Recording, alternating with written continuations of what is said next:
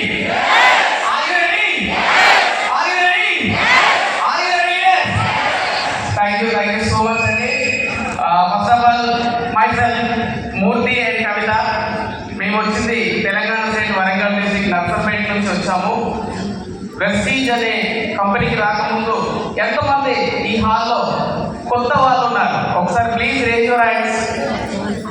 కొత్త వాళ్ళు ఒకసారి క్లాస్ ఇస్తామా వారికి? ప్లీజ్ ఒక అద్భుతమైనటువంటి వేదిక, మిమ్మల్ని మీరు ప్రూవ్ చేసుకునేటువంటి ఒక సూపర్ వేదిక అని చెప్పుకోవచ్చు. వేదికకు మీకు స్వాగతం చెప్తున్నాం. సో ప్రతి ఒక్కరు కూడా జాగ్రత్తగా వినండి, మనసు పెట్టి వినండి. మిమ్మల్ని తీసుకొచ్చిన వ్యక్తి కోసం వినకండి, మీకున్నటువంటి కష్టాల కోసం, మీకున్నటువంటి పరిస్థితులను పారదోలడానికి కోసం వినండి.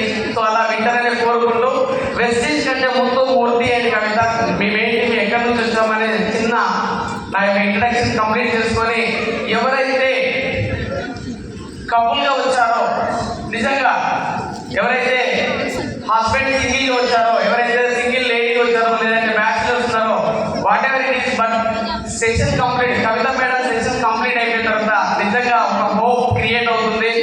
నేను ఎందుకు పుట్టానో ఈ భూమి మీద 100% క్లారిటీ వస్తుంది. సో మీ చేతిలో ఉన్న అవకాశాన్ని 100% మీరు కర్తవ్యంగా నిర్వర్తించి ఉన్నతమైన స్థాయికి వెళ్తారని చెప్పేసి నేనైతే చెప్తున్నాను. కాబట్టి దయచేసి బీ ఓపెన్ మైండెడ్. ఇక్కడ కూర్చొని మళ్ళీ ఇంకెక్కడో ఉండకండి. సో బిఫోర్ వెస్టీజ్ నేను ఒక అగ్రికల్చర్ ఫ్యామిలీ నుంచి వచ్చాను.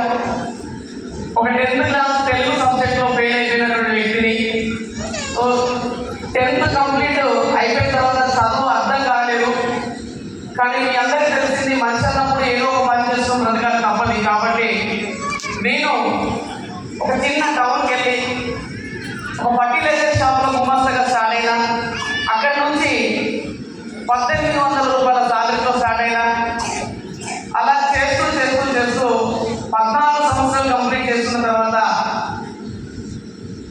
జీతం వచ్చేసి 18,500 రూపాయలు జీతం వచ్చింది. సో జీతం 18,500 వచ్చింది. కానీ దానికి తోడు థ్యాంక్ యూ సార్. సో దానికి తోడు భార్య వచ్చింది. భార్యతో పాటు పిల్లలు వచ్చిందో, పిల్లలతో పాటు దండిగా బిల్లులు వచ్చినాయి. వస్తాయినా ఆ బిల్లులు కట్టడానికి నాకు వచ్చే సాలరీకి సంబంధం లేదు. ఇలాంటి క్రమంలో ఒక్కరోజు ఆలోచించాను, మూర్తి ఇంతేనా లైఫ్? ఇంతేనా? పుట్టినాం, పెరిగినాం, చదివినాం, ఒకరి కింద పనికి పోయినాం, 14 సంవత్సరాలు చేసినాం, అటో ఇటో 20-35 సంవత్సరాలు దగ్గర 40కి వచ్చినాం. ఇంతేనా లైఫ్ అనుకున్నటువంటి సందర్భంలో ఇంకా ఏదైనా చేయాలి అనుకుంటున్నటువంటి సందర్భంలో ఇదే వైజాగ్ గడ్డ మీద సిఆర్పిఎఫ్ కానిస్టేబుల్లో పనిచేస్తున్నటువంటి శ్రీనివాస్ గారు నా చైల్డ్హుడ్ ఫ్రెండ్.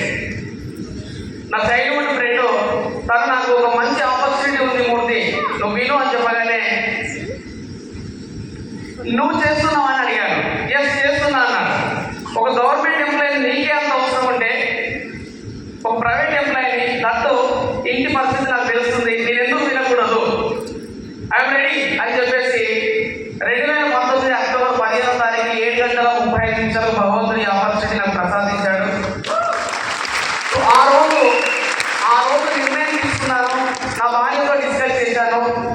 సో అప్పటికే అప్పులు, అప్పటికే పరిస్థితులు వికటించినాయి, చాలా ఆర్థికంగా ఇబ్బందులు పడుతున్నాము. సో అలాంటి తరంలో ఆపర్చునిటీ వచ్చింది. ఒక్క డెసిషన్ తీసుకున్నాము, ఆ ఒక్క డెసిషన్ కట్టుబడి ఉంది. సో మేము మా అప్లయన్స్ రంజిత్ కుమార్ గారు, నిజంగా వారికి పాదాభివందనాలు. ఒకసారి గట్టిగా వింటున్నాం.